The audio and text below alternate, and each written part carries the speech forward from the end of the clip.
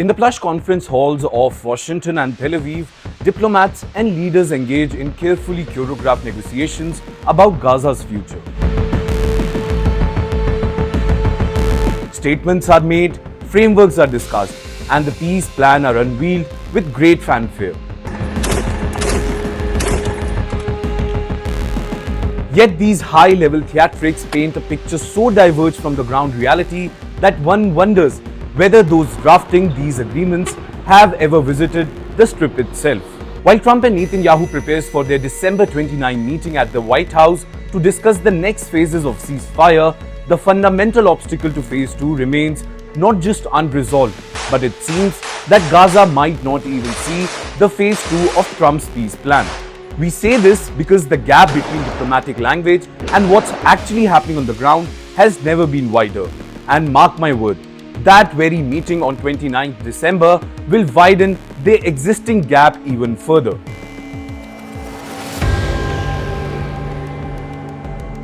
Hamas disarmament stands as the biggest obstacle to the phase 2.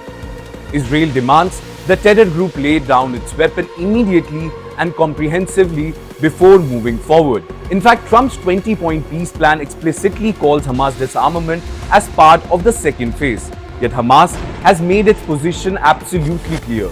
The organization will not disarm. In fact, senior Hamas leader Khalid Mashal declared in a video address that the group would never lay down its weapon, calling them the honor and pride of Palestine. While some Hamas officials have offered some flexibility, suggesting that they are open to discussion, but in reality, these are merely damage control statements designed to prevent complete rupture of the negotiations.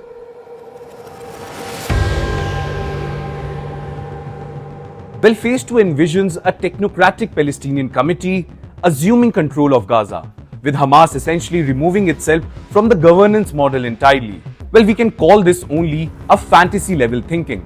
Hamas did not claw its way to power in Gaza through democratic elections and 3 decades of political organizing just to peacefully surrender that control to international appointees and Palestinian technocrats seems like Voldemort handing over Horcrux to Harry Potter himself.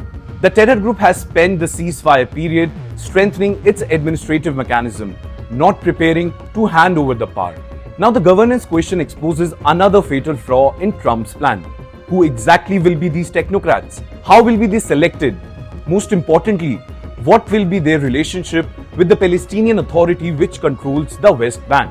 Well, we can only say that the US has provided only a vague framework.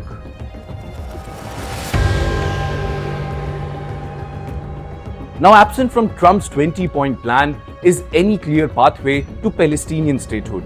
In fact, as per reports, Hamas has indicated they will only consider disarmament if negotiations lead to Palestinian statehood establishment, a condition that Israel and Trump administration have sidestepped. Now, keeping all these conditions in mind, Israel's military chief declared that the yellow line separating Israel and Hamas-controlled area is now a new border line, effectively institutionalizing Gaza's division and closing the door to any future Palestinian state that encompasses the strips entirely.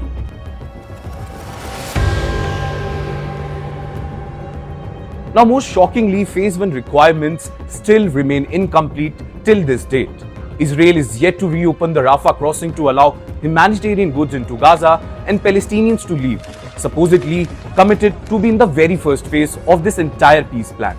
On the flip side, Hamas still holds the body of one deceased hostage.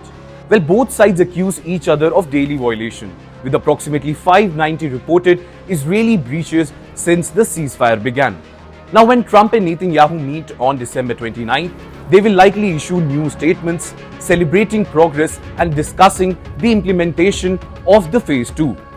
These optics only serve a political purpose. It allows both leaders to claim diplomatic success without actually having solved any fundamental problem. Phase 2 remains a mirage, discussed exhaustively in elegant conference rooms, while the residents of Gaza live in a state of permanent limbo, trapped between ongoing Israeli military operations and Hamas's refusal to relinquish its weapon and control.